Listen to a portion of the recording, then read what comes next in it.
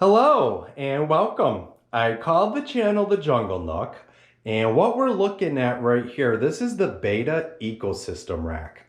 And what this is an ongoing project where I'm trying to develop my skills so that I can someday put together my dream aquarium, which is a natural aquarium that's as self-sustaining as I can get it. And if you guys have been following along, you'll know that I've made some pretty good progress. I am able to put an aquascape together that does support and work in conjunction with all the micro and the macro fauna and flora that I add to these aquariums so that the tanks are not only cycled and they're beginning the balancing part right from day one, but also they're self-cleaning. All I really do for maintenance for these aquariums is periodically remove some of this duckweed, and I have to top the tanks off too. But other than that, I just clean the glass. And all I do for that pretty much is I use a magnet and I just come across the glass whenever I'm looking in the tank and I just clean the glass. That's like the biggest part of the maintenance that I go through here. Now I do have hard water, which I've come to realize is actually a blessing because I have really stable water parameters. And when I top the tanks off, I'm adding nutrients and minerals. But because of that, the hard water, I do get a calcium line that forms here, and every so often right at the water line, I gotta clean that as well. But it's pretty maintenance free. I don't have to do water changes or nothing. I don't dose my tanks. I don't add fertilizers or nothing. But this video here is an aquascaping video. And the reason that I'm working on this rack here and starting another project is because I have a problem that I have identified why I have the problem. And I think I got a solution. And what that problem is, these tanks are small. And I got quite a few fish in there for the size of the tank. So even though I got all kinds of life, real small life in here, these guys are gobbling them up real fast. I don't really get to see them as much as I want. They're in there, but as soon as I see them moving, they see them moving and they just go and gobble them right up. So what I'm doing, this is an aquascaping video and I'm gonna show the full aquascape, show what I'm using and why, but I'm gonna set up a tank that's just for all those small little critters. And we're gonna go to a lake and collect a bunch of seaweed and pond water. I'll bring it home in buckets. I'll shake the seaweed out in the pond water. Oh, it's a lake, the lake water. And add that to the aquarium with no fish. And we'll talk more about all of that later. Right now, I wanna head over to that lake.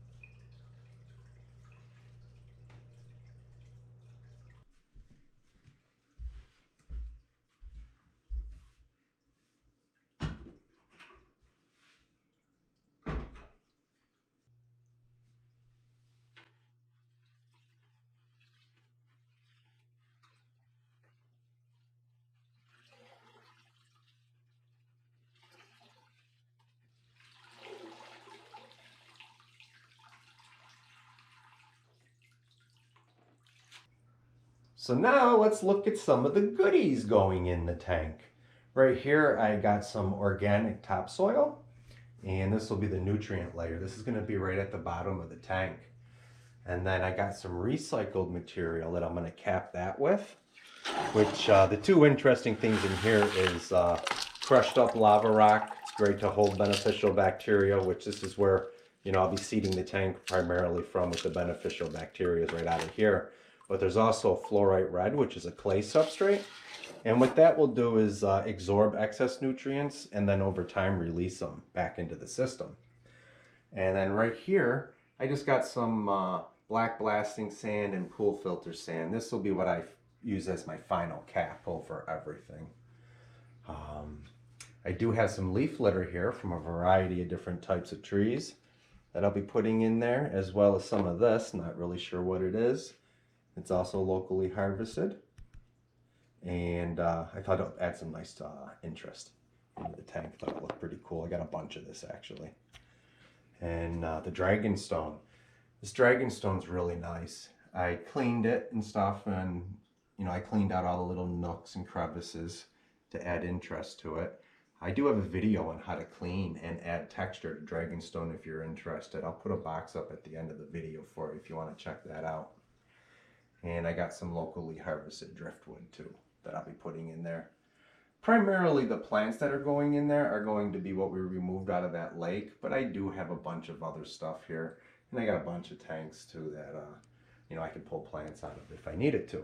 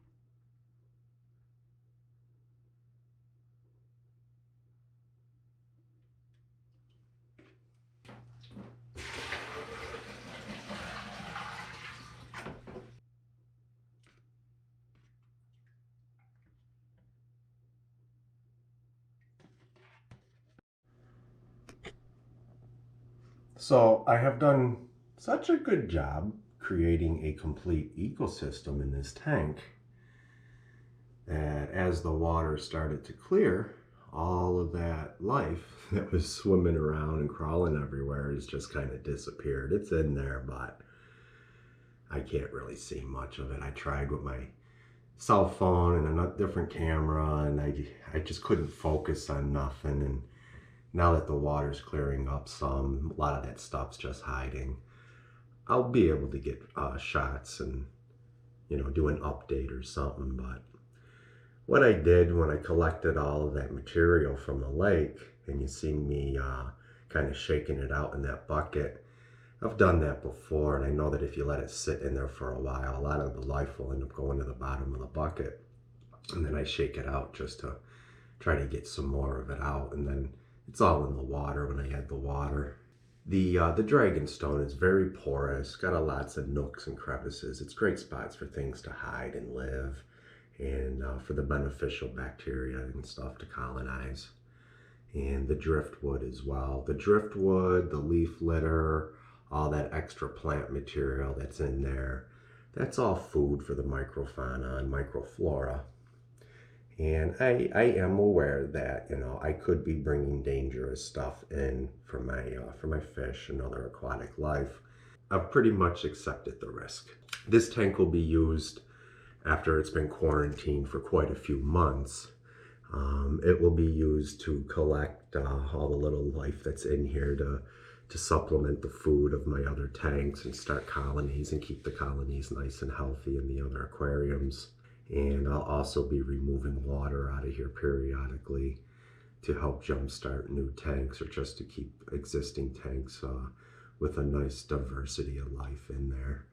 Not just all the little critters and stuff, but the bacteria and fungus and algae and everything. I know this isn't what a lot of people think of as a traditional fish tank.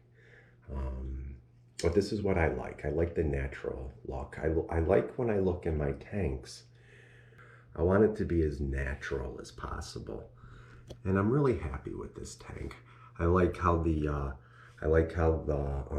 dragonstone's on angles like it is, and even the driftwood's at an angle back there. I wasn't sure if I liked the driftwood there at first, but I really do like it.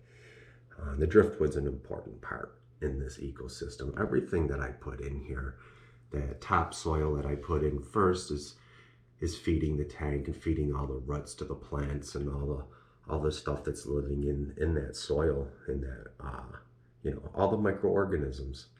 That gravel that I put in, that already had all kinds of microorganisms and bacteria and stuff in it to help start the tank. But that water from the lake, that was full of life too, and just everything. This is an instant ecosystem in here right from day one.